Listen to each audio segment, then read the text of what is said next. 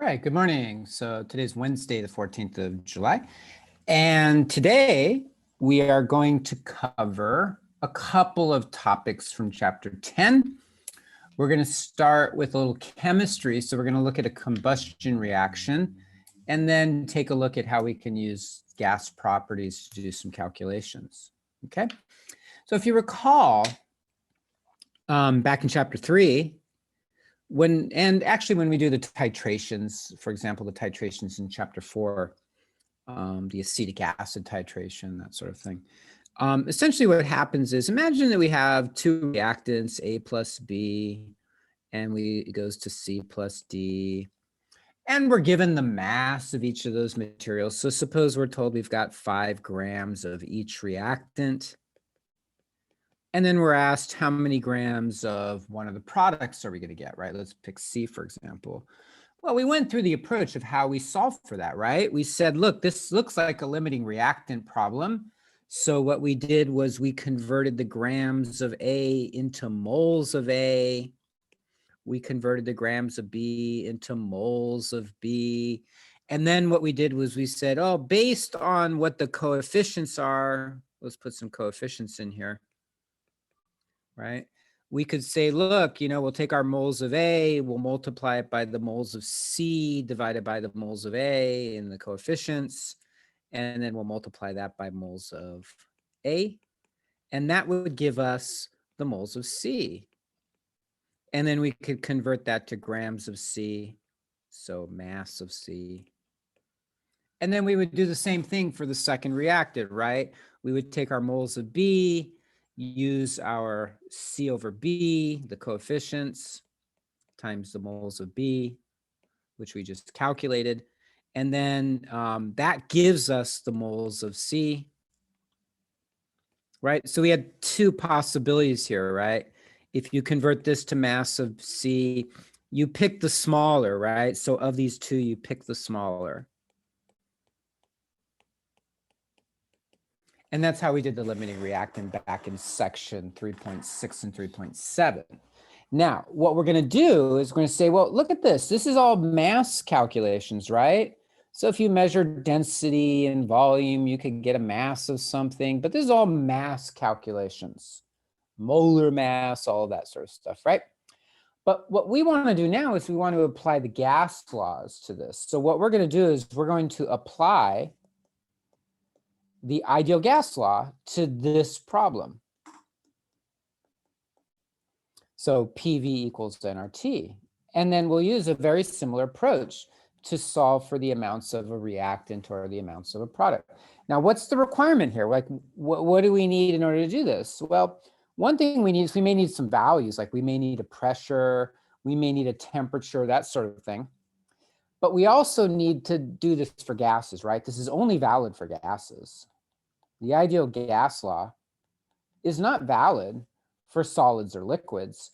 So if I were to have, A as a solid, you can't use the ideal gas law to do any calculations with that. Or if I have a liquid, you can't use the ideal gas law. Or if it's aqueous, you cannot use the ideal gas law. It has to be a gas. Now you can use the ideal gas law. Okay.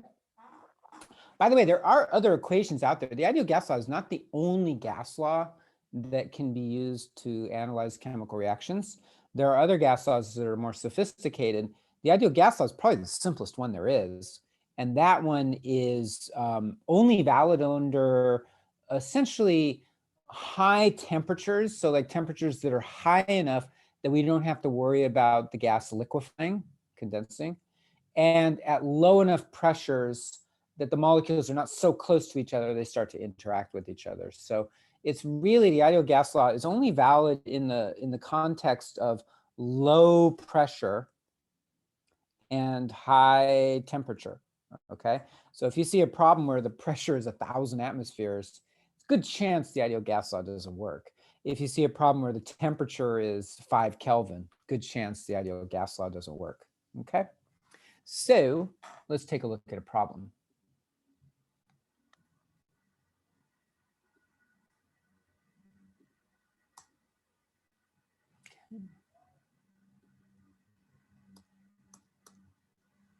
Oops.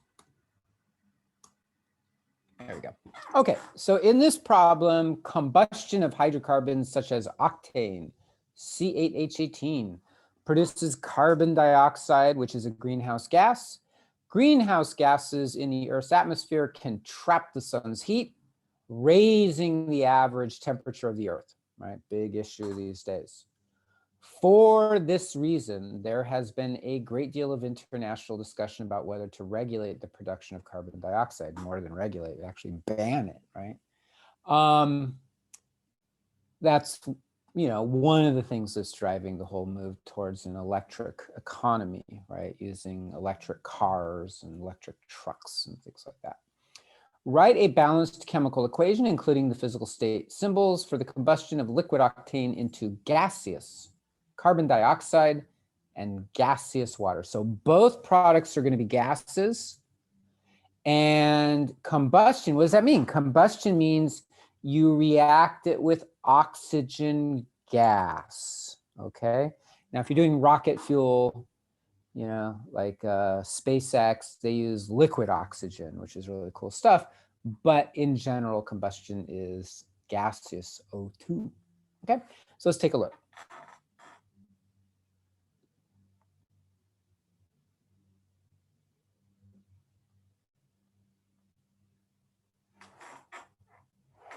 Okay, so we have liquid octane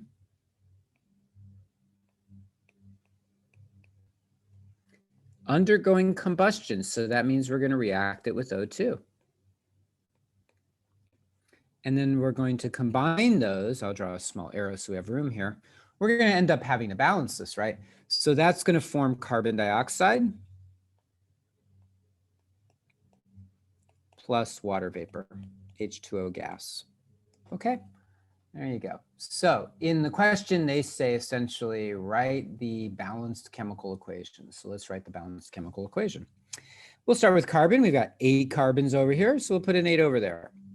We've got 18 hydrogens over here. Now remember, water has a 2 there, right? So 2 times 9 is 18. So that would be a 9. And then we have our oxygen. Well, there's only 2 over here. And then you've got 16 here, and you've got 9 here. 16 plus 9 is 25, right? So we need to have 25 over here. So what do? You used to say 25 halves, right? 25 over 2 times 2, right? If you have a 2 here, okay, then that number divided by 2 is just going to be this number at the top, because these 2 here are going to cancel, right? So if you need 24, you just put 24 over 2. But what's 24 over 2? It's 12, right? If you have, if you need 17, you just put 17 over 2, because 17 over 2 times 2 is going to be 17. Now, do we need to multiply everything by 2? Well, who knows? Maybe Alex is going to require it. So we'll multiply everything by 2.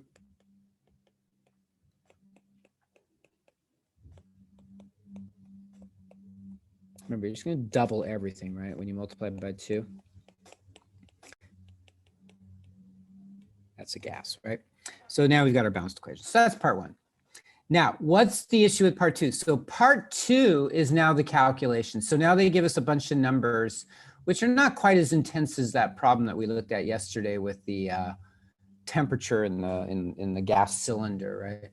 So this is what it says. Suppose 0.440 kilograms of octane. Of course, we know what octane is, right? It's C8H18. Is burned in air. Well, that's just another way of saying combustion. At a pressure, so they're telling us what the pressure is, 1 atm. And at a temperature of 14.0 degrees C. So the temperature is 14.0 degrees C. So this is all given information, right? And then they ask us to calculate the volume of CO2 produced. Okay. Calculate the volume of CO2 produced. Okay, so here's the logic. We're going to essentially do it the same way that we did the problems in chapter 3, the limiting reactant problems, but you know, we'll just modify it for PV equals nRT because we're talking about gases. So we want to know the volume of the CO2 gas, right? It is a gas, so we can calculate its volume. How do you calculate the volume of a gas? Well, PV equals nRT, so you just rearrange the ideal gas law to find V. The trick here is, how do you get everything, all the information? Well, we are told the pressure, right?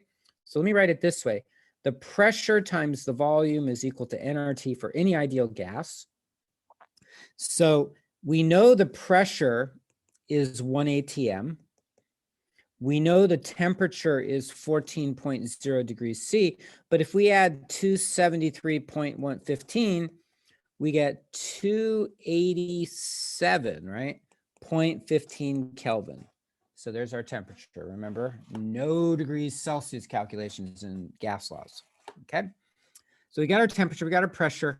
So if I want to find the volume, you can just take this PV equals nRT and divide both sides by P.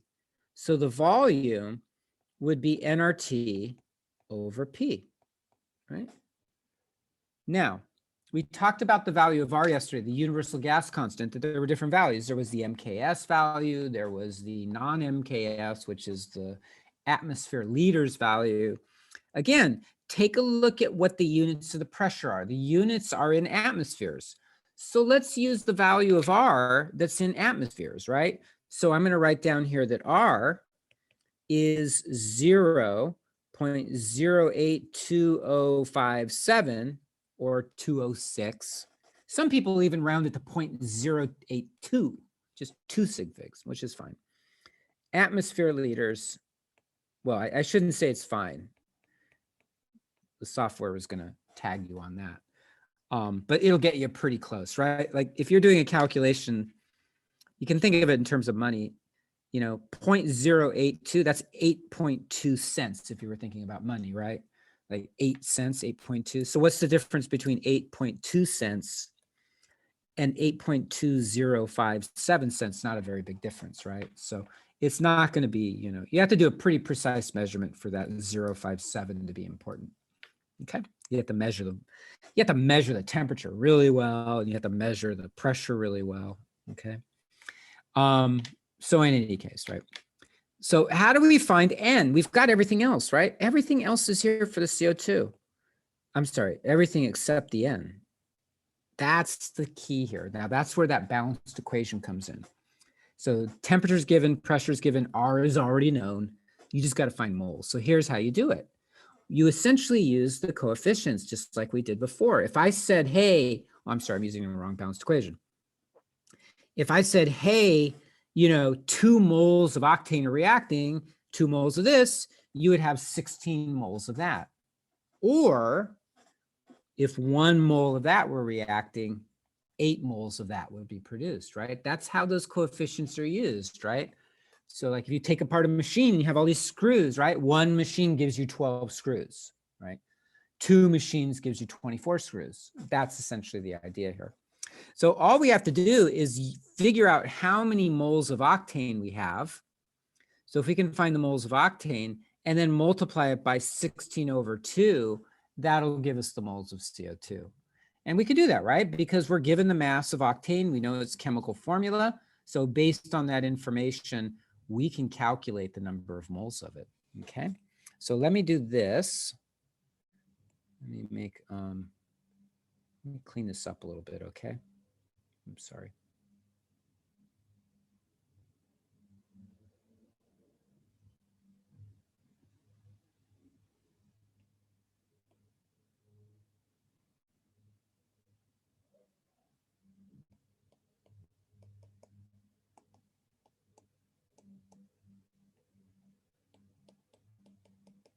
Okay, let's clean this up a little bit. All right, so here's what we have. We have 0.440 kilograms of octane.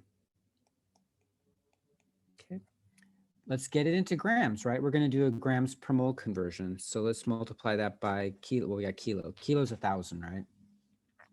So this is equal to 0.440 times 10 to the 3. That's what 1,000 is. It's 10 to the 3.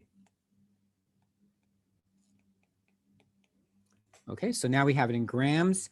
I don't really like having a number 0.440 times 10 to the 3. Let's just put it in decimal notation. Move it over 3 places to the right. That decreases this by 3. So now you have 440, right, grams of octane. All right, because 10 to the 3 is 1,000, 10 to the 0 is 1. So you get 440 times 1, which is 440. Now, what's the molar mass of octane? Let's look that up. We have 8 carbons, so 8 times 12.01 plus 18 times 1.01. There's your total. Okay, so let me do a little calculation. I should know this actually by now. 8 times 12.01 plus 18 times 1.01. Looks like it's 114.26 grams per mole, right? There's your molar mass. So now let's convert that to moles of octane. So we've got 440 grams of octane, and 1 mole of octane is 114.26 grams. Okay, grams are going to cancel, and now you've got moles. So 440 divided by 114.26. And it looks like we've got 3.8509. I'm going to put a few sig figs in there, moles of octane. Okay, so now we've got our moles of octane. So what's the next step? We need, from the ideal gas law, we need to have the moles of carbon dioxide, not the moles of octane. So we have to use that balanced equation to figure out what those moles are.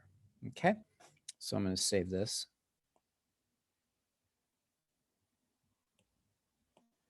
All right.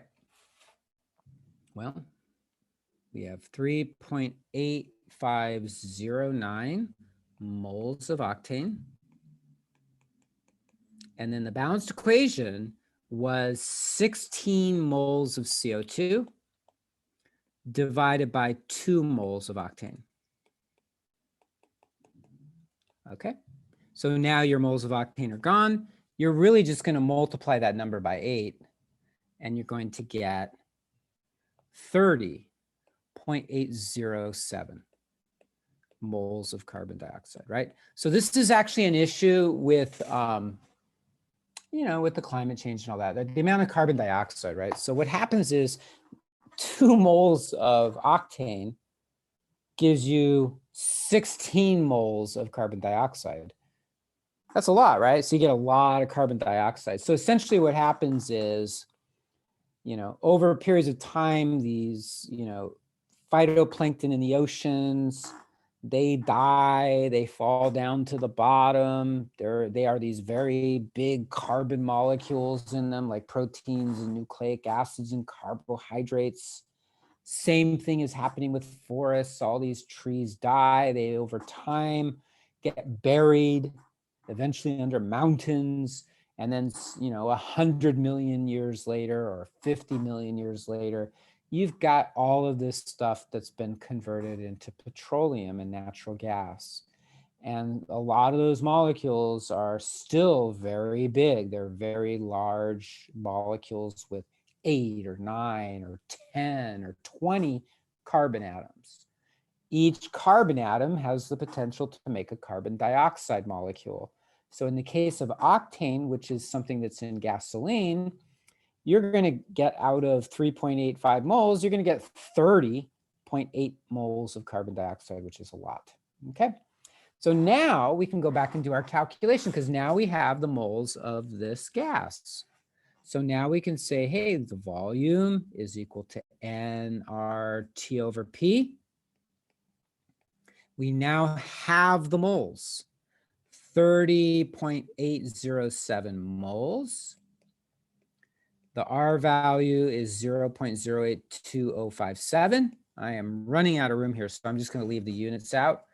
And then we had 287.15 Kelvin. And then we're going to divide that by our pressure, which was 1 atmosphere. So nice, just like when we talked about STP, very nice when you have 1 atmosphere because you're just dividing by 1. So now we can do our calculation. 30.807 times 0.082057 times 287.15. We're going to have to round that, I guess, to 3 significant digits. So we're going to get the volume is equal to 725.893. So we're going to round that to 726.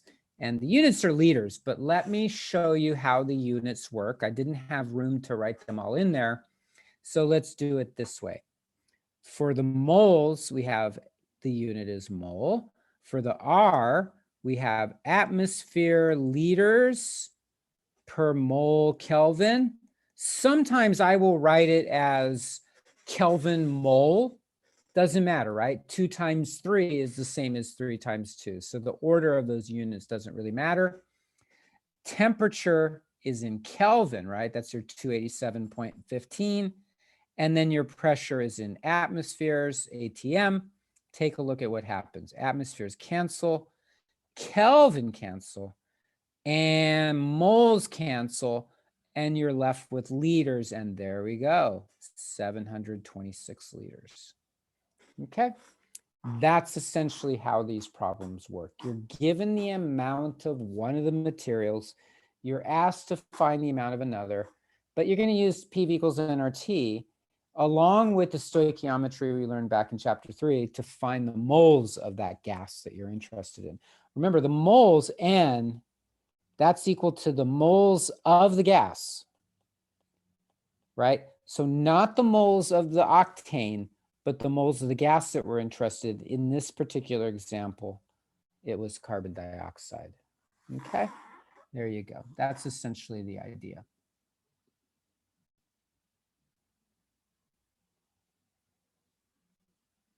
Okay, let me show you one more.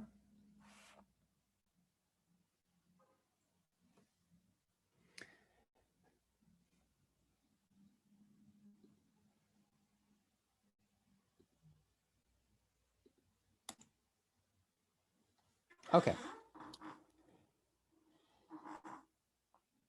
Ancient Romans built often out of bricks and mortar. It's true. A key ingredient in their mortar was quicklime. They also used concrete. Quicklime is calcium oxide, which they produced by roasting, which means cooking. It's like make a roast, right? You're cooking calcium carbonate, which is actually, that's another issue, which is that we use a lot of concrete, right? Especially in New York City, all the sidewalks are now made out of concrete. Buildings are mainly concrete, steel, and glass, right? So it turns out producing concrete produces carbon dioxide. So that's another issue, which cannot really be solved by switching over to electric vehicles, okay? So calcium oxide, which they produce by roasting limestone, calcium carbonate. Write the balanced chemical equation, including physical state symbols for the decomposition of solid calcium carbonate into solid calcium oxide. And oh, they actually give you the answer here. And gaseous carbon dioxide. Okay, so they actually tell you carbon dioxide, right? So in theory, you could figure it out, right? If they said, hey, you roast this calcium carbonate and you get calcium oxide, which is your quicklime, you could figure out what the other product is, right? Because if you take CaCO3 and then you just have CaO, that leaves CO2. Oh, there you go, CO2. Okay, so let's take a look at it. It's gaseous carbon dioxide, solid calcium oxide, and we're going to balance this equation, right? Let's make sure it's balanced.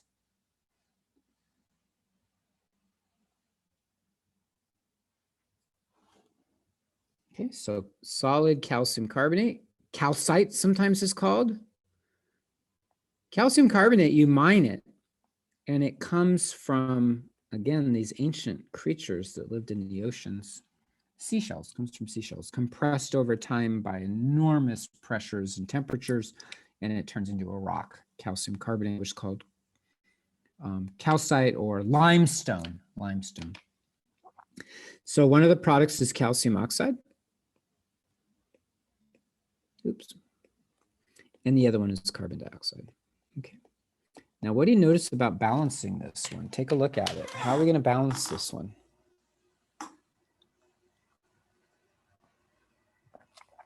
One calcium, one carbon, 3 oxygens on the left side, one calcium, one carbon, 3 oxygens on the right side. It's already balanced. That's nice. No work to be done there. So let's come back to the question now. In the second part, they say, suppose that we have 19.0 liters of carbon dioxide gas produced. Okay, 19.0. So what is that? Is that a pressure, a temperature, a moles, a volume? That's a volume, right? So we know the volume of CO2. Okay. At a temperature. So they're telling us the temperature. 280. So it's kind of hot, but not real hot. 280.0 degrees C and a pressure of 1 atmosphere. Okay. So that's all our data. So the next question is, or the question is, calculate the mass of calcium carbonate.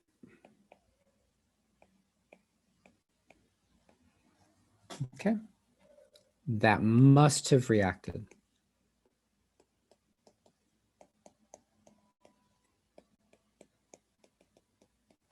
Okay. Well, that is actually relatively simple. We're going to use the same logic we did before. Here's what we'll do. What we know about the CO2 is we know its volume, 19.0 liters. We know its temperature, 280.0 degrees C, and we know its pressure, 1 atm. From that information, we can find the moles of carbon dioxide. But take a look at the coefficients. Every time 1 mole of CaCO3 reacts, we get 1 mole of CO2. So that means the moles of calcium carbonate in this particular case are equal to the moles of carbon dioxide. They are equal to each other, which is really cool. So that makes it fairly simple. Once you've got the moles of calcium carbonate from this situation, we can then use the molar mass of the calcium carbonate to find its mass, right? So not all that different from what we've done before. So let's take a look. Let's do our first step, which is let's calculate the moles of CO2.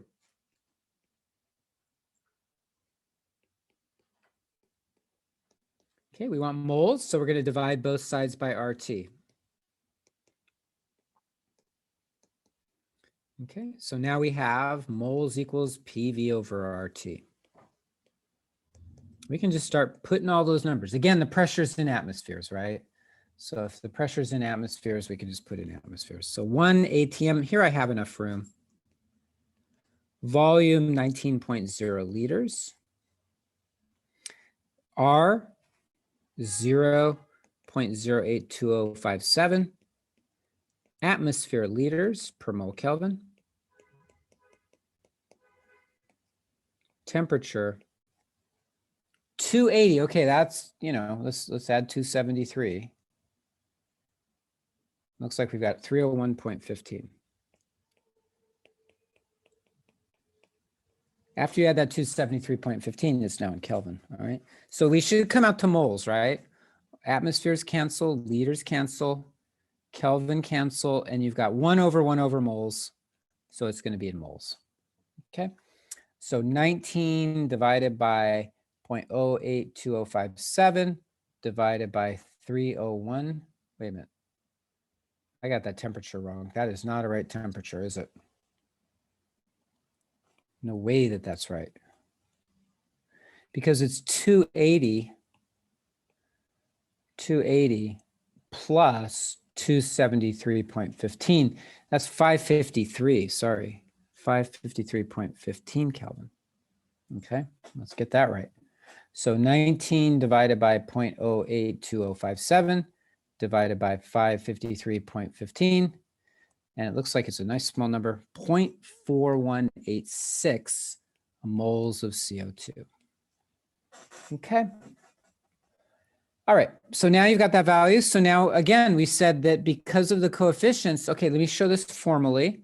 0.4186 moles of CO2, and then the coefficients are 1 to 1. So 1 mole of calcium carbonate divided by 1 mole of CO2. So again, that's going to give you the same number, but now it's calcium carbonate, right? Now you can use the molar mass. So calcium is 40.08, carbon is 12.01, and then oxygen is 16. Sorry. 40.08 plus 12.01 plus 3 times 16. Looks like it's 100.09. So your molar mass is 100.09 grams per mole. Okay, so now we have 0.4186 moles of calcium carbonate, and then it's 100.09 grams per mole. Okay, so your moles are gone and you've got grams. So really you're just going to take that 0.4186 and multiply about around 100. So you get 41.89. Well, how many sig figs do we need? I think it's 3. So 41.89. So let's just round it to 41.9 grams of CaCO3. And there you go. All right, so you can go either direction. In fact, we could do a problem where, you know, both products are gases and you were given the amount of one gas and you had to find the amount of the other gas. It's the same logic. You just take the information you have for one, figure out the information for the other from it. It's that balanced equation that allows you to go between one material, right, and another. And there you go. Okay. So it's kind of a fun type of problem. That's called solving for a gaseous reactant or solving for a gaseous product. And you can practice those. That's chemistry, right? Whereas this is actually the first, it's really the first problem in this chapter we're actually doing chemistry. All the other problems have been kind of physics problems. In some contexts, this is, you know, you would actually see a problem like this in a physics textbook, but it's also a chemistry problem.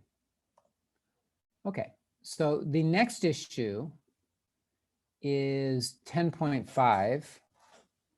which is gas mixtures. So we're going to cover 10.5, which is gas mixtures. Okay. All right. So the idea here then, let me just show you a little bit of background. Imagine that we have, you know, I'll just to make the drawing a little easier, I'll use little boxes. Imagine that you have a gas in here, and that gas flows into this container here. All right, so the gas is going in here. So this is gas A.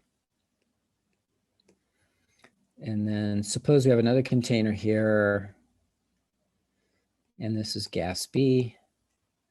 So gas B is also going into this, right? So now we have a mixture, right? This is a gas mixture. And then, you know, you could do as many gases as you want, right? Like suppose I have a third gas, so I'll put it down here.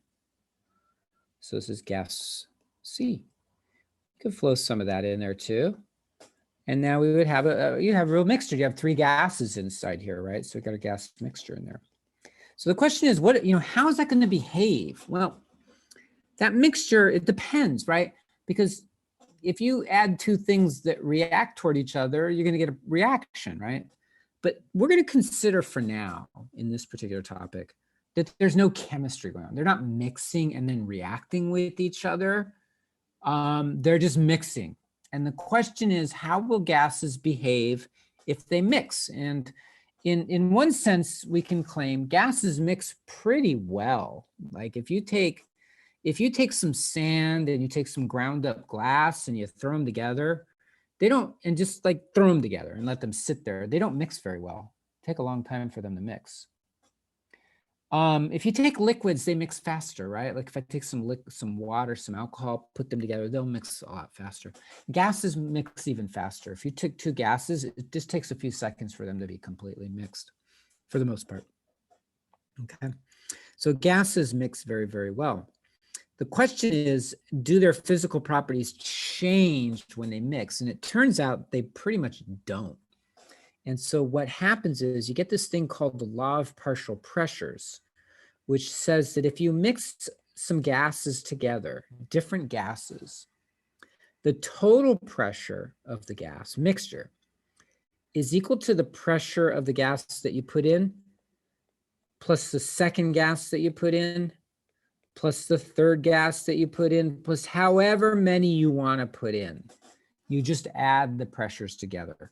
And this is called, it's often referred to as Dalton's. I'll just give him credit here.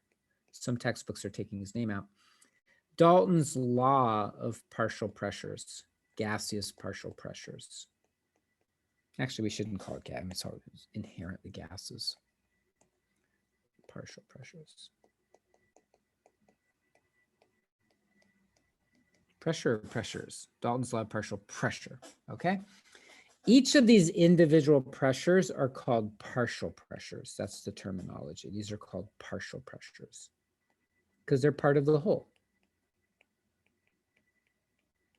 Okay, so very simply, suppose I said, look, I'm going to fill up this tank here with 2 atmospheres of gas A and 4 atmospheres of gas B and 6 atmospheres of gas C. And now I want to know what the total pressure in here is. Very simple. The total pressure would just be the sum.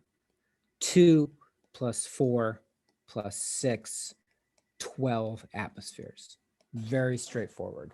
That is a little surprising, perhaps, because we might think, well, wait a minute, when you mix them together, maybe they're going to interact with each other and the pressure would change. Turns out they don't, for the most part. They pretty much stay the same. If they react with each other, that's going to change things. But for the most part, if they're unreactive toward each other, you just have to add the pressures together. Now, why would that be the case? Well, let's look at it from this perspective. If we take the ideal gas law for each gas, we're just going to use it for each gas, right? So I'm going to say, look, the pressure of gas A is equal to nRT over V, but they're all in the same container, right? So the volume of that mixture is going to be the same. So it's not like each gas has its own volume. They're all going to be the same temperature, because if you're sitting in the same room with someone, you'll have the same temperature. But what could differ is the number of moles. And really these pressures are really how much gas you're putting in. The moles is proportional to the pressure. So the more gas you put in, the higher the pressure is going to be. Okay. So let me modify that a little bit, just a tiny bit. I'm going to be more specific. This is the moles of gas A over RT times RT over V. Sorry, lost track. Right, so this is A, right? In other words, the pressure of gas A in here, gas A, is equal to the moles of gas A times RT over V. RT and V are going to be the same for every gas. So what about gas B? Well, gas B, it's the same thing. The pressure of gas B in that container is going to be the moles of B times RT over V. And the pressure of gas C is going to be the moles of C times RT over V.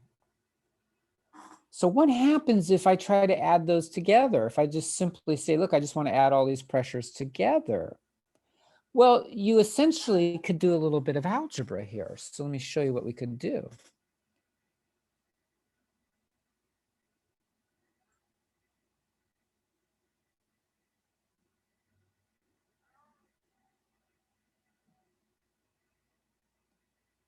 I could say, look, let me actually make a little more room over here. Sorry.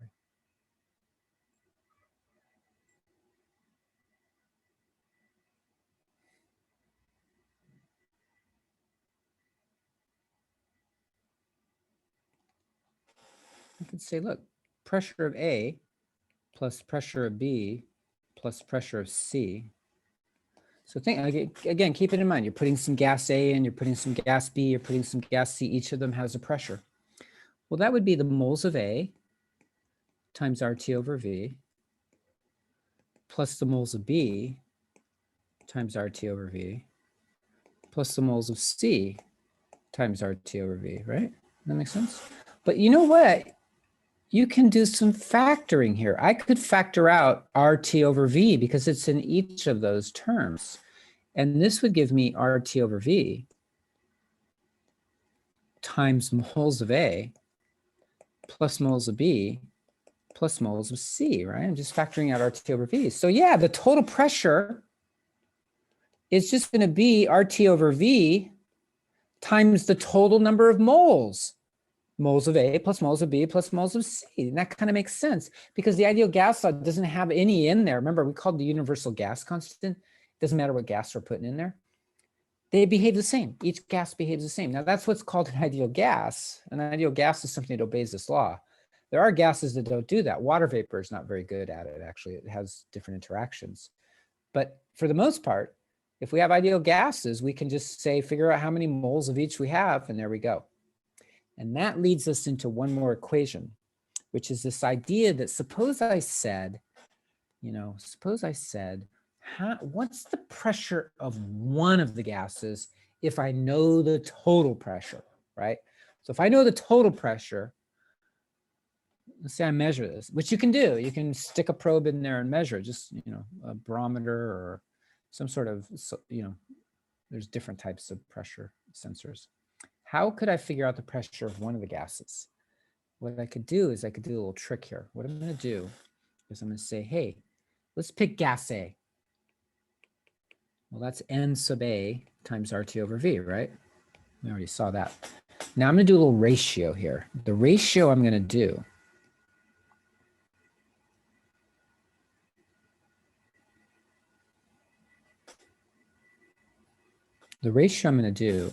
is I'm going to take the pressure of gas A and divide it by the total pressure.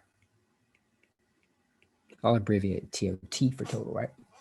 That would be the moles of A times RT over V divided by, let's just call this the total moles, right? Because that's all the moles together. So it would be the total moles times RT over V, right? Total moles times RT over V. Now look what happens. The R's cancel, the T's cancel, and the V's cancel. And you just have moles of A over moles, total moles. So in other words, this ratio, the pressure of gas A divided by the total pressure, is equal to the moles of A divided by the total moles, all the gases together. And so you have this very interesting little relationship. This ratio here is equal to this ratio here. This ratio on the right side, we often simplify that. We give it a symbol, which I cannot pronounce the Greek letter. It looks like an X. I guess it's a Greek X, xi or something, like xi, I think it's pronounced. And I'm going to write it this way. This is called the mole fraction.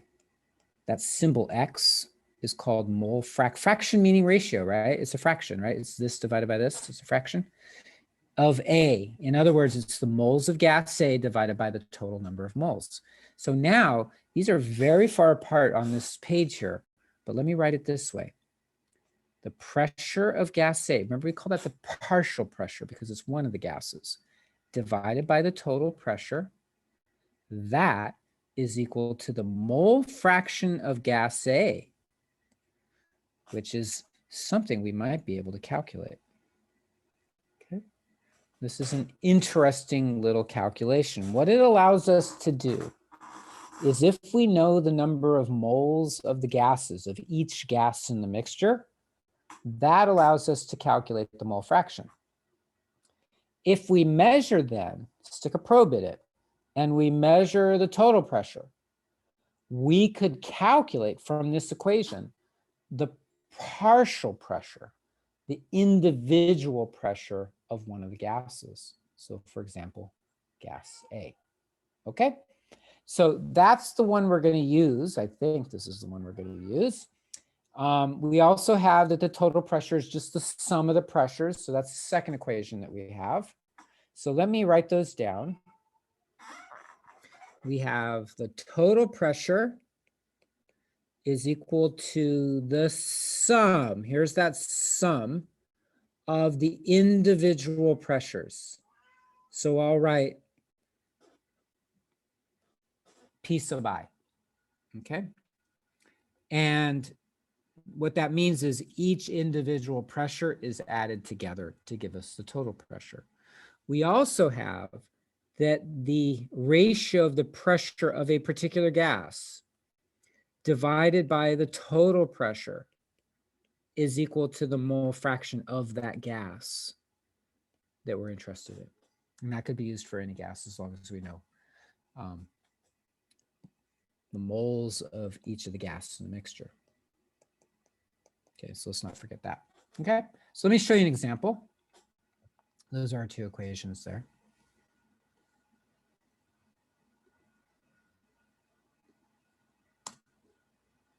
Okay, so in this particular problem, we have a 9-liter tank, 9.00 liter tank at negative 6.4 degrees Celsius. It's filled with 16.4 grams of sulfur tetrafluoride and 8.60 grams of chlorine pentafluoride. And you can assume that both gases behave according to the ideal gas law. In this particular problem, all they're asking us to do is to calculate the mole fraction of each gas. So we're not asked to determine the partial pressure or the total pressure, just find the mole fraction of each gas. Okay, that's all we got to do. Our two gases are sulfur tetrafluoride, SF4, tetra's 4, so SF4. Chlorine pentafluoride, ClF5. Penta is 5, right? A pentagon is 5. So ClF5 and SF4. We're given the masses as 16.4 grams and 8.60 grams. So let's take a look at what we have here. Okay.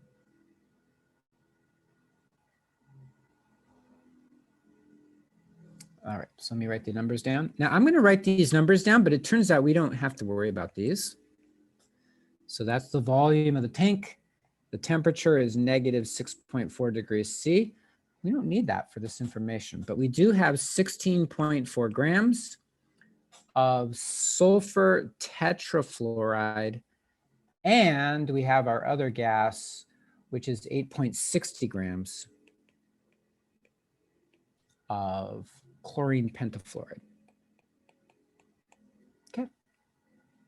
Mole fraction. So how do we do that? We got to find the moles of each, right? So let's write it this way. The mole fraction of SF4 would be the moles of SF4 divided by the total moles. The total, you just add the moles together. Okay. So let's figure out these moles. Well, what's the molar mass of sulfur tetrafluoride? Sulfur is 32.07. Fluoride is 19.00. So you get 108.07. So 1 mole of SF4 is 108.07.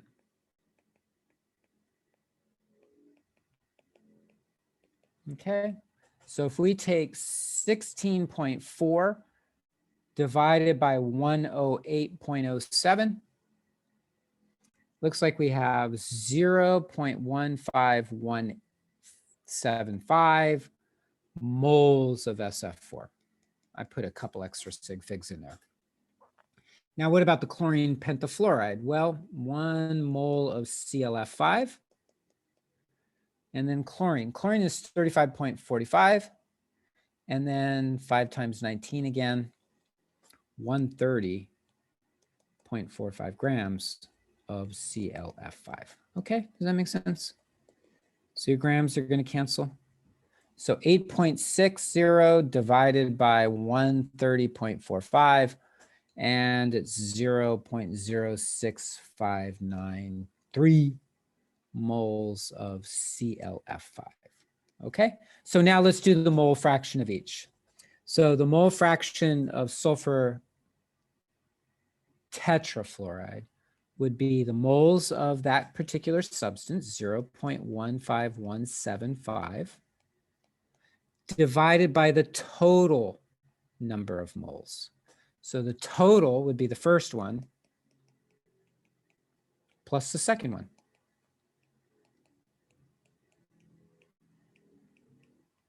Okay. So 0.15175 divided by, now be careful, you got to add these two numbers together. So I'm going to, in my calculator, I'm going to put them in parentheses. 0.15175 plus 0.06593. And we get 0.697. I'll do 3 sig figs. There's our first mole fraction. Okay, so the moles of the first compound divided by the total number of moles. But we also need to find the mole fraction of the chlorine pentafluoride. So the mole fraction there, now this is a little bit easier because we've already got the moles. So now it would be the moles of the chlorine pentafluoride, which is our 0.06593 divided by that sum again, 0.15175 plus 0.06593. Okay, so let's figure that out. 0.06593 divided by 0.15175 plus 0.06593, and you get 0. I'll write it over here, 0.3029. Let's round it to 3 sig figs, 0.303. Now, how come I didn't put any units in here? Why are there no units? What happened to the units? They cancel, right? Moles over moles, right? So there are no units. These are mole fractions. So the mole fraction is unitless. It's just a ratio, okay? You could convert it to a percentage. You call it mole percent. Just multiply by 100. Now, take a look at those two numbers, and you may notice that if you add those two numbers together,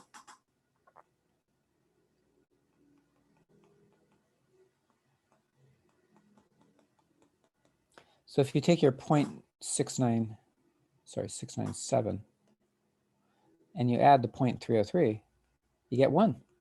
Pretty cool, right? The sum of the mole fractions should equal 1, right?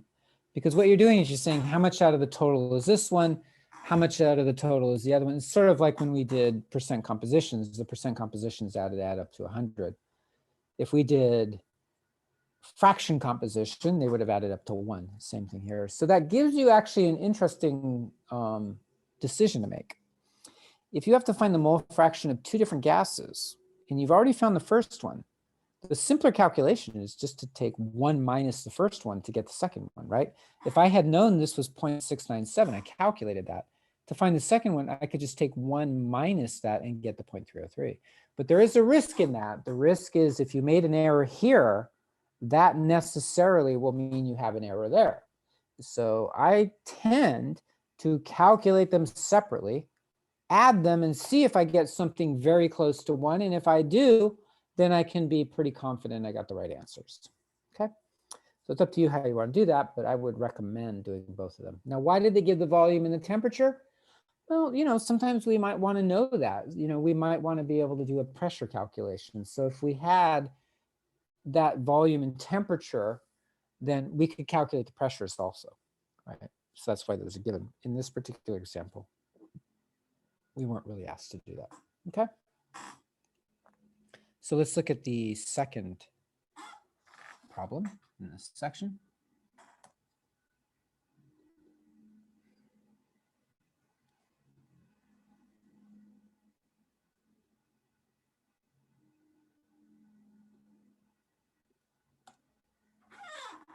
Okay, now take a look at this one.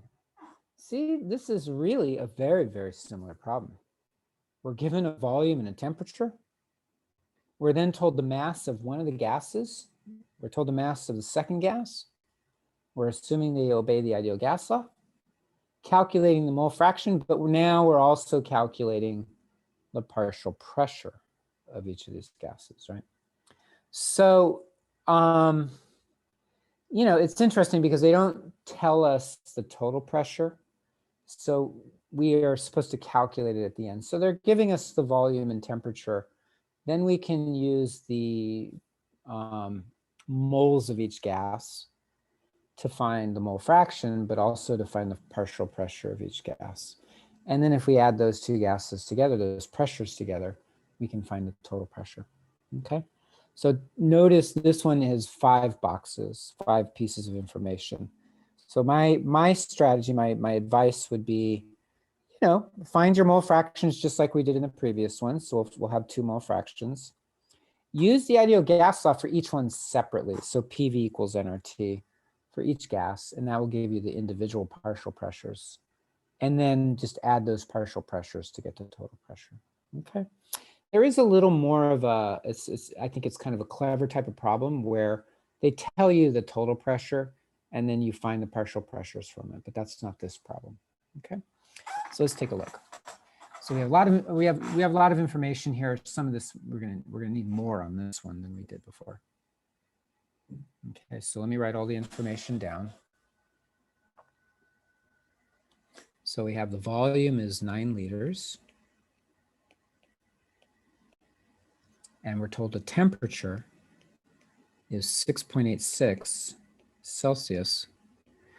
But let's add our 273.15, right? We're going to do that. Okay. Hold on 1 second.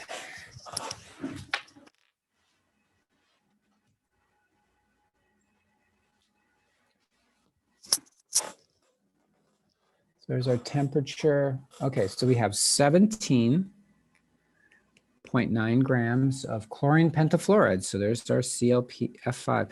They seem to like that gas in this chapter for some reason. And then we also have 2.29 grams of boron. B is boron, Be is beryllium, B is boron, trifluoride, so BF3. Okay, so we want to find the mole fraction of each gas. So we want to find the mole fraction of our chlorine pentafluoride. We want to find the mole fraction of the boron trifluoride. You don't have to go in that order. Then we want to find the partial pressure of each gas. And then we want to find the total pressure. Okay. So you could go in different order. I mean, first of all, you could do the boron trifluoride first.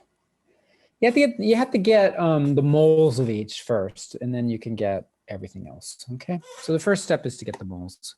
So let's start by doing that.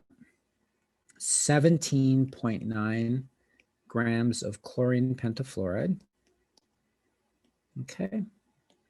1 mole of that. We already did, that compound, right? So it's 17.9 divided by, chlorine is 35.45 and fluorine is 19. So it looks like you've got, I'm sorry, I forgot to, let me write the answer here. 0.1372 moles ClF5. I forgot to actually, so it's 35.45 plus 5 times 19. I forgot to put the molar mass in there so you can see it. Right, that's your molar mass of ClF5. So we got our moles. Okay. Now let's do the same thing for the BF3. We've got 2.29 grams. And how much does BF3? Well, we haven't done boron very much. Boron is 10.81. And then there's 3 fluorines, 3 times 19. So 67.81 grams of fluorine. Okay. So 2.29, that's going to be pretty small, I guess. Yeah, see, it's quite a bit smaller.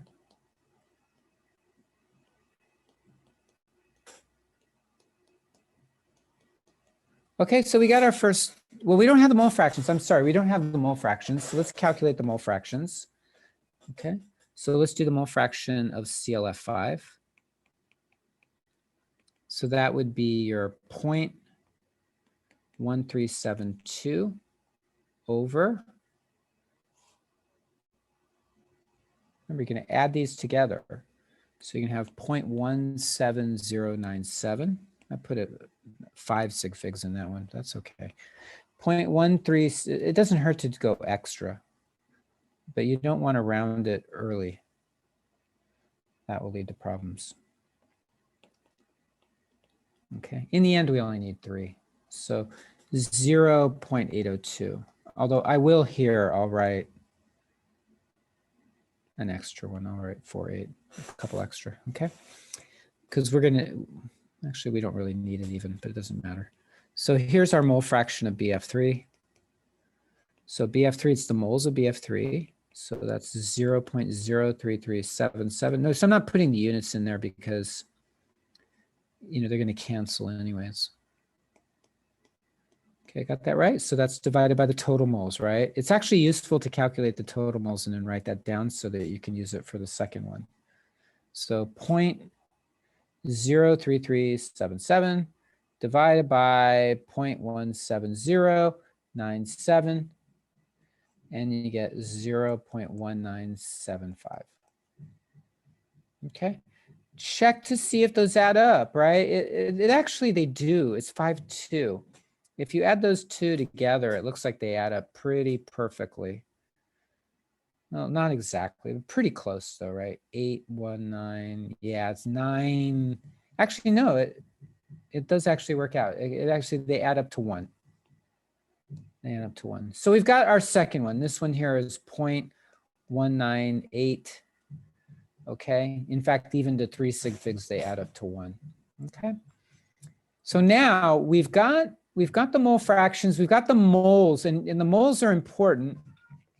What you could do is I'm going to show you one way to do this. And I'm not, again, there's different ways to do it.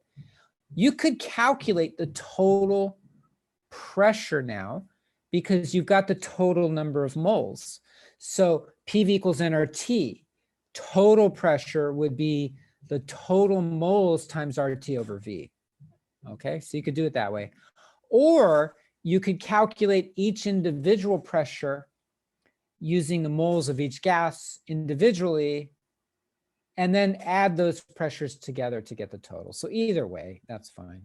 So we don't really need the partial pressures. We could use them, but we don't really need them.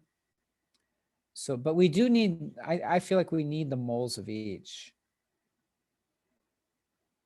Just depending on how you do this next step, which one you want to do first. So here's what I'm going to do. I'm going to calculate this pressure first. Ideal gas law, right? PV equals nRT. So the pressure of ClF5 is the moles of ClF5 times RT over V, right? PV equals nRT, so P is equal to nRT over V. If we're finding the partial pressure of a gas, you want to use the moles of that gas, which we have. Now, we also have to make sure we have the right temperature in Kelvin, so we're almost there. I wrote it down, but I didn't put the actual number. So the pressure of that first gas, chlorine pentafluoride, would be the moles, which is 0.1372. Okay, where did that come from? Right here, that's the moles of ClF5. Times R, 0.082057. Times T. Now let me go ahead and calculate T. It's 6.86 plus 273.15, which is 280.01. So there's your nRT. We're going to divide that by the volume, which is 9 liters, right? I'll leave it for you to prove that the units are going to work out to be atmospheres, but they should be atmospheres. So 0.1372 times 0.082057 times 280.01 divided by 9.00. And it looks like you get, I'll write it down over here, 0.350268, but that's fine. I'll just round it to there. And that would be in atmospheres, right? Okay, so there's your partial pressure of chlorine pentafluoride. Now, what about the boron trifluoride? BF3. Same thing. It's the moles of BF3, if it's a gas, times RT over V. Why is RT and V the same for every one of these? It's in the same container. It's a mixture. So they have to be occupying the same volume. The volume of a gas is the volume of the container. So if they're in the same container, they're going to have the same volume. They are also most likely going to have the same temperature. They're mixed together, so they're going to have the same temperature. And of course, R is the same. So for the second gas, the number of moles is 0.03377 times 0.082057. That's your R, times 280.01. There's your T, nRT. And then again, the volume is the same 9.00. Okay. Now, RT and V are the same. So this is going to be smaller because we're going from 0.137 down to 0.0, so it's going to be, 0.1 maybe or something like that. So let's see, 0.03377 times 0.082057 times 280.01 divided by 9.00. And not quite 0.1, it's 0.0862 atmospheres. Again, I'll leave it to you to prove that it's in atmospheres. Okay, does that make sense? Well, if you took the mole ratio is 0.1372 divided by 0.03377, that's a ratio of 4. So in other words, there's 4 times as many moles of this gas than there is this one, 4.06. So that means their pressures, the ratio of the pressure should be the same. So 0.36 divided by 0.0862, is it 0.8? I'm sorry, 0.35. 0.350 divided by 0.0862. Yeah, 4.06. So the pressure ratio is equal to the mole ratio, which it should be. So now we can do our total pressure. It's just the sum, the pressure of the first one plus the pressure of the second one. So that's 0.350 plus 0.0862. So 0.350 plus 0.0862, and it's 0.436. Okay. ATM, not AM. That's the morning. And there you go. Okay. You check. That makes sense, right? If you add these two together, you're going to get that one, right? So again, you could have added all the moles together and then calculated the total pressure. Once you had the total pressure, you could then come back and say the pressure of each gas is equal to the mole fraction of that gas times the total pressure. So you could do that. Find this first and then multiply by the mole fraction to get the individual gases. But I don't know, I think this one's fine. Find the pressure of each one separately and then add them together to get the total. Okay, there you go. So that's 2 problems in Dalton's law of partial pressures. And that kind of wraps up that section.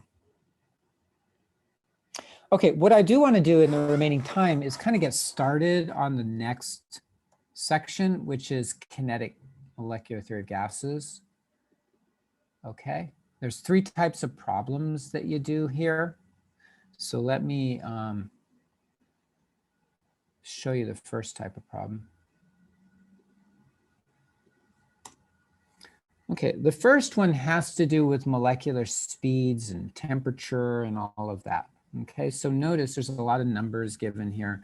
You're going to be making some comparisons about the average speeds of atoms or molecules and gases. So this is where the kinetic molecular theory of gases comes into play. Okay, so before we actually look at that problem, I want to talk a little bit about the idea of the kinetic molecular theory of gases. So this is 10.6. It's our final section of this chapter. Now that's a name, that's a long name, kinetic molecular theory. So most people will just abbreviate it to KM theory. It's kind of like, you know, the geologists when they talk about the Cretaceous tertiary boundary. They call it the KT boundary because it's a mouthful, okay? So this is referring to gases. There's also a kinetic molecular theory of liquids, but we're talking about gases right here. And here's essentially the idea.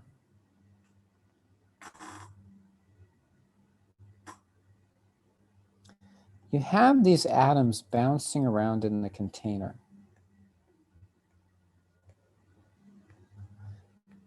And what we're going to assume is they're moving around in random motion.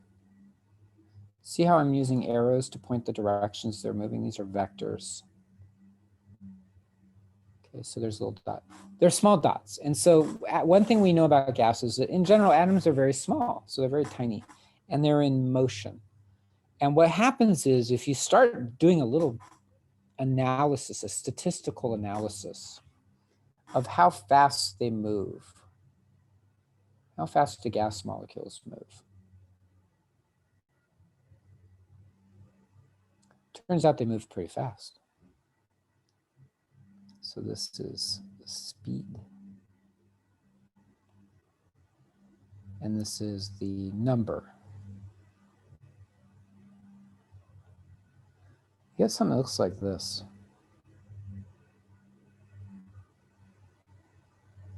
It's called a Boltzmann distribution. Looks something like that. Now it's not perfectly symmetric, so it's not like a Bell distribution or a normal distribution. It's a little bit off. Actually, the average is like here. So a normal distribution is symmetric. So the, you know, if you cut it in half right at the maximum and then flipped it over, it would superimpose, right? The Boltzmann distribution looks a little bit differently, a little bit different. The average is over here. So this is the average right here, okay? And, you know, the values can be pretty high. They could be hundreds of miles per hour, even thousands of miles per hour, okay? So there's our distribution. So let's interpret the meaning of this. What this means is at this speed here on the X, this is X, this is Y. At this position of X right here, not very many molecules are moving at that value of X, which is speed, how fast they're moving, right? So very few are moving at that speed because the curve is almost to zero. It's not exactly to zero, but it's pretty close. Of course, none of them are negative, right? None of them are moving negative speed. They're all moving at some speed. Speed is a scalar quantity. You don't have negative values of speed. So now, imagine that we move up here at this speed. So now there are some, right? There's more moving at that speed. So the number is higher. So that's really the number of molecules. It could be a percentage. It could be like the percentage that are moving, but typically it's like the number that are moving at that speed. So it looks like there are, you know, quite a few molecules moving at that particular speed. right? So number on the y-axis, speed on the x-axis. And then you come up here, you reach a maximum, right? There's a peak there. So that's not the average because it's not a symmetric distribution, it's skewed. Skewed to the left, I guess. So if you look at this one, there's a very large number though, right? So the maximum number are moving at that speed. So if you said, hey, at what speed do you have the most molecules moving at that speed? It would be at the peak. So a lot of molecules are moving at that speed. And then your average is over here to the right. And then suddenly as you move further down here, not very many, right? Only a few are moving at this speed. So really, most of them are moving between these two speeds here, right? If you think about it, like if you just said how many, what percentage are in this range here, it's like probably 65% or something like that are moving in that particular range from this speed here to this speed here, or to here, I guess. Okay. We're not going to go deep into the statistics of this, but that's essentially the idea behind these molecules. Some of them are moving real slow. So like this one right here might be moving real slow, but there might be one over here that's moving real fast, right? We're not worrying about the directions, but we'll assume that the directions are random, okay? So you have these molecules bouncing around and they're changing too. We're not going to claim that this one is always moving at the same speed.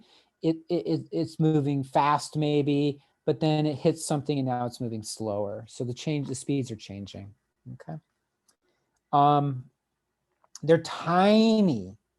And so they're so small that even if you add up all of them and add up all their little volumes, the total volume of those molecules is much, much, much less than the volume of the container, right? The sizes of these things are so small that even if you added up all of them, it only is like 0.1% of the space that it's in there, or 0.01% of the space that's in there. So based on that, because it's so small, we can essentially say that the volume of the gases are approximately 0. They don't really have any size. Now, obviously that's not true. They have a size, but it's very, very small. They're in constant motion. They're moving around real fast, okay? They're colliding with each other.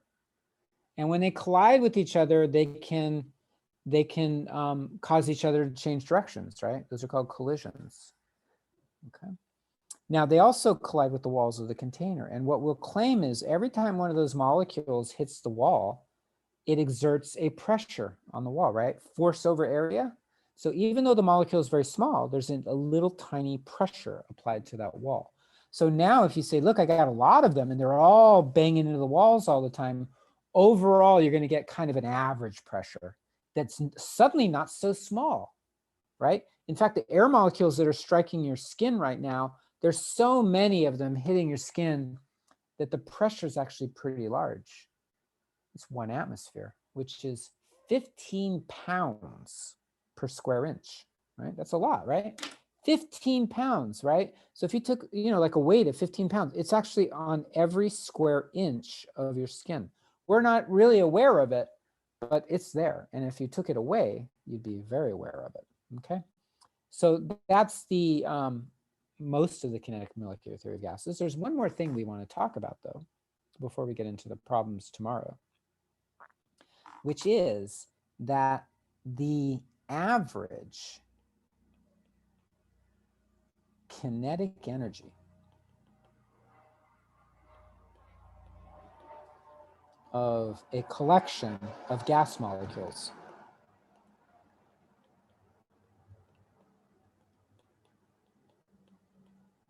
is proportional to the temperature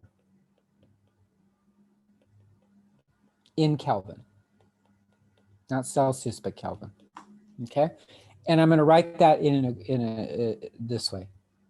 The average, I'll put a little line above. The line means average, the E means energy, and the K means kinetic. So average is the line, kinetic is the K, energy is the E, is equal to 3/2 times the 3R, I'm sorry, 3/2, 3/2, that's 1.5, times the universal gas constant times the temperature of the gas. I'll put a K for Kelvin, just so you know, right? So this K means kinetic, this K means Kelvin, all right? That actually tells you what the average kinetic energy is.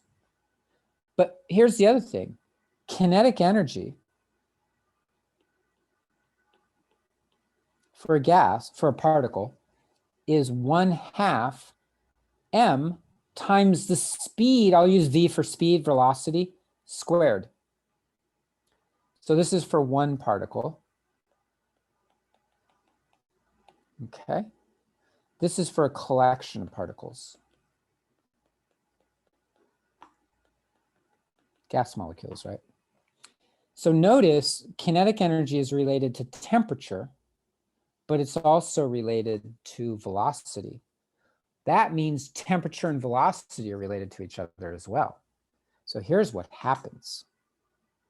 I'm going to exaggerate this. If you're at low temperature, so this is at low temperature, okay, you get distributions that are sort of tight and shifted over to zero, closer to zero. That's zero speed. Okay, remember this is the number. So they tend to be moving slower. If you increase the temperature, you get a distribution that looks like this. It doesn't get as high because the distribution also widens. This would be at high temperature. High T for high temperature. Okay, this is low T. So at low temperature, they tend to move slower. Why? Because at low temperature, they have smaller amount of kinetic energy.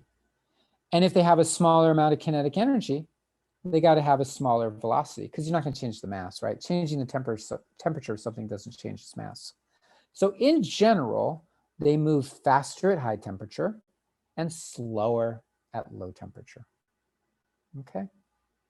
So temperature is the key issue here. But what else is important? Well, think about it this way. Suppose I said that we could change the mass. Now, how do you change the mass of a molecule? You have to change it into something else, right? So for example, carbon dioxide has a different mass than oxygen or carbon monoxide. So a different gas has a different mass. So there's another relationship which says that if the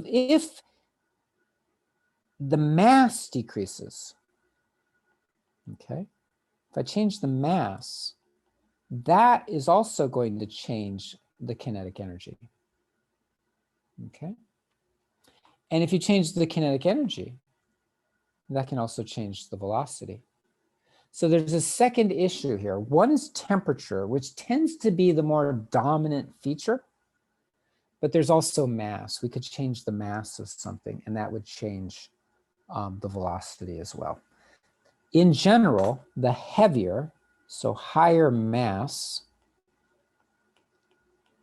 slows molecules down.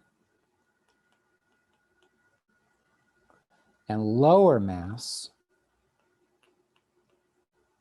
speeds up molecules.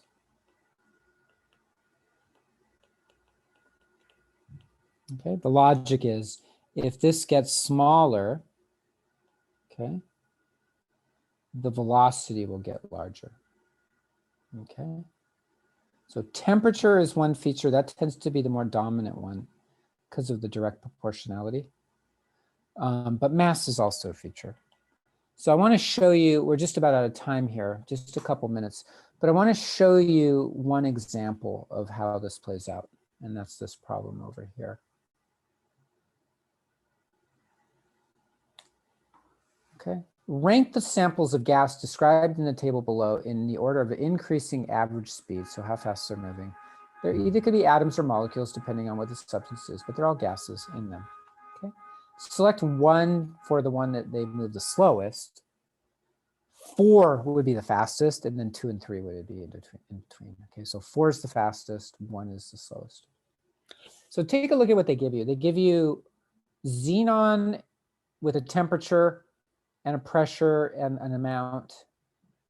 So you have a temperature and then you have xenon, right? The molar mass is given by what the material is. So when we talk about mass, just use the molar mass. Xenon's a pretty heavy gas. It weighs a lot. So of these 4, it's the heaviest. So this is the heaviest. It's also at a higher temperature than this xenon. See how these are both xenon 1 and 4? I mean, the top and the bottom. So these are the heaviest. Krypton is lighter. So largest weight is the first and the last. This one's cooler. This one's warmer. Okay. So that means this one would be the slowest. It's the heaviest. So it's going to move slower, and it's the coldest. All right, so the lower the temperature, the slower you move. The heavier you are, the slower you move. So this one would be the slowest. So this would be 1. Okay. Then they tell you have krypton and xenon at -26. So see how the temperatures are a tie? -20. So temperature is not a variable between those two. Which one's heavier? Xenon is heavier. So this will move slower than krypton because they're at the same temperature, right? So they're organizing the problem so that you can work it out logically. So this last one would be the slowest. Then this xenon would be the next slowest. So this one would be, the slowest is 1, right? Yeah. So the slowest would be 1. So that'd be 1.